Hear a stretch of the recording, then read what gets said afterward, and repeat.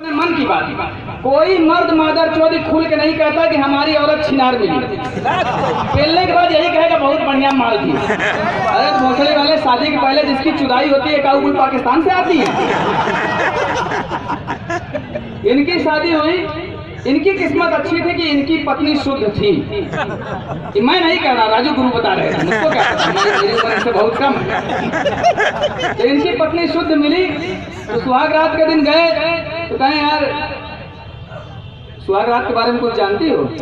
तो गांव के दिखा नहीं देखा, हम गांव के हमको नहीं पता कैसे क्या होता। कहते कुछ नहीं, बहुत आसान है। अपना लंड खोल के दिखाया, कह देखो कैदी है, कैदी समझ गई। हाँ, उसकी पैंटी खोले, कह देखो ये बोल जो तुम्हारी है जेल है।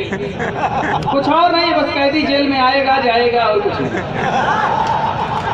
इनकी पत्नी समझ गई बस इतना कहे। हाँ, इन्होंने शुरू किया पेलना, पेल पाल के झड़ गए, झड़ के आराम से बगल में लेट गए।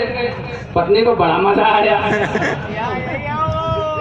इनको हिलाई, कही सुनिए जी कैदी बाहर है, जेल खुली है। फिर दम लगाए, फिर से जुटे, फिर पेले, पेल के फिर झड़ गए, फिर लेट गए। पत्नी अभी भी गरम। कुछ देर के बाद फिर हिलाई गए, सुनिए जी जेल खुली है, कैदी बाहर है। ठीक है यार, बड़ी मादर चोर साला फंस गए, इसको समझा। तो दूध का गिलास उलास उठा के पिए, फिर पेले, अब फिर पेल के लौड़े लग गए, हाँफ रहे हैं।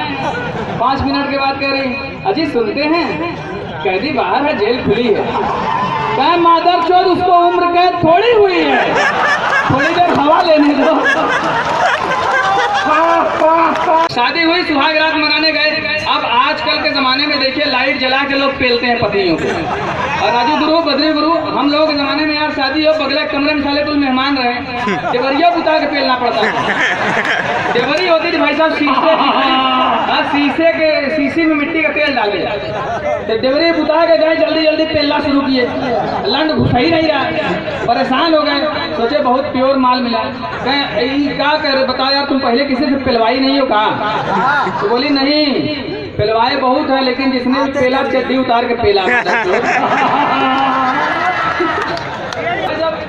अभी आज ही अभी मैं आ रहा हूँ हैदराबाद से, कार्यक्रम से लौटकर। अब हवाई जहाज से लौटा, एक दिन में लौटना संभव नहीं था, इस कार्यक्रम में आना था।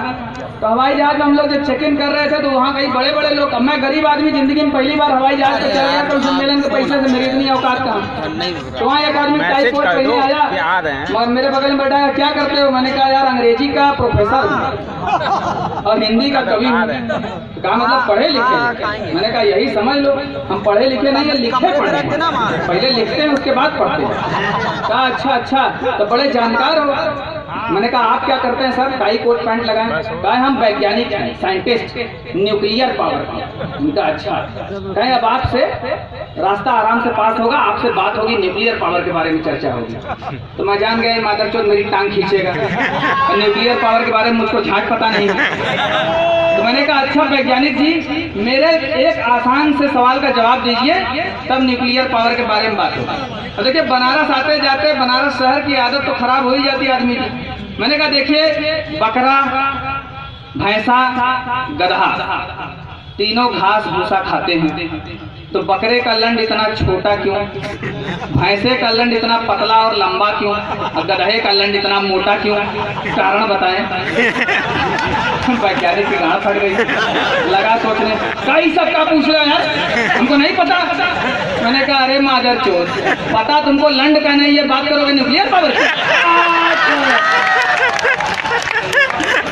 तो आदमी को अपनी औकात में काम करना चाहिए। और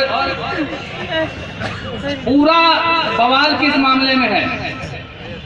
बेकरारी ही बेकरारी है, बेकरारी ही बेकरारी है, चूत यारों बड़ी बीमारी है। बेकरारी ही बेकरारी है, चूत यारों बड़ी बीमारी है। चाट कर मैंने इंतहा कर दी, आगे उसकी भी जिम्मेदारी है, या पिलवा ले। आप लोगों को अनुभव होगा भाई साहब, गांड मरा मरा के खिलाते पिलाते घुमाते बिग बाजार आईपी मॉल पिक्चर दिखाते, तब वो चूत नहीं मिलती है। बेकरारी ही बेकरारी है, चूत यारों बड़ी बीमारी है, चाट कर मैंने इंतहा कर दी, आगे उसकी भी जिम्मेदारी है। कोई ऐसी गुजार कर देखे मैंने जो जिंदगी गुजारी है, और चूत दी नहीं तो क्यों बुरा मानूं, उसकी वो चूत मुझको प्यारी है। एक बार पति पत्नी में झगड़ा हुआ भाई साहब के, पति पत्नी में झगड़ा हो गया। इतने सीरियस क्या हो गए, आप लोगों के बीच नहीं होता है।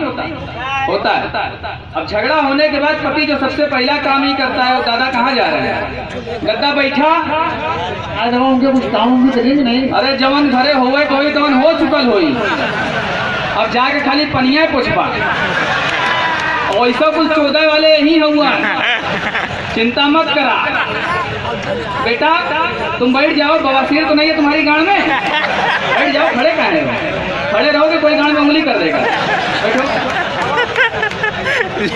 मैंने 3-4 साल पहले बताया था ना कि जो मादर चौथ मेरी कविता बीच में छोड़ के जाता है, हिजड़ों की नस्ल में पैदा हो जाता है। नवरात्र में पैदा हुआ भाई साहब, मेरा साथ लग जाता है।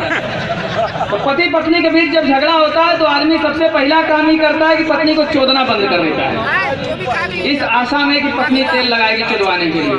अब पत्नियां इतनी मादर चोद होती है कि उस सन मार के पड़ी रहेंगी, महीनों नहीं बोलेंगी। तो भाई साहब झगड़ा कर लिया, चोदना बंद, लेकिन काफी दिन हो गए, इनका मूड खराब हो गया। एक दिन जब एकदम बर्दाश्त नहीं हो रहा तो लेटी थी, उसके बगलिया में जाके लगे सरका मारे। अब पत्नी बोली, कैसन मादर चोद आदमी हो, वॉशिंग मशीन पड़ा लो लेकिन हथवा से कपड़ा धोवत हो।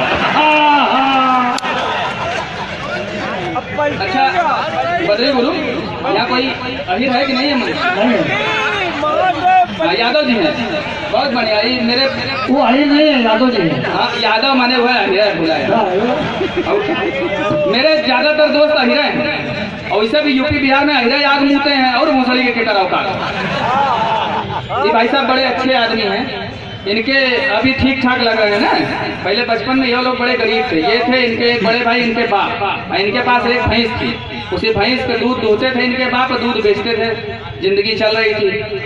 एक दिन रात को अचानक इनकी भैंस मर गई, और सुबह सो के उठते ही इनके बाप लगे रोने, एक है रोजगार का साधन, भैंस मर गई, खर्चा कैसे चले। फिर बड़े भाई रोने लगे, तो ये लगभग 16-17 साल के थे, ये भी निकले, देखे भैंस मरी है, यह रोने लगे। तो रोते रोते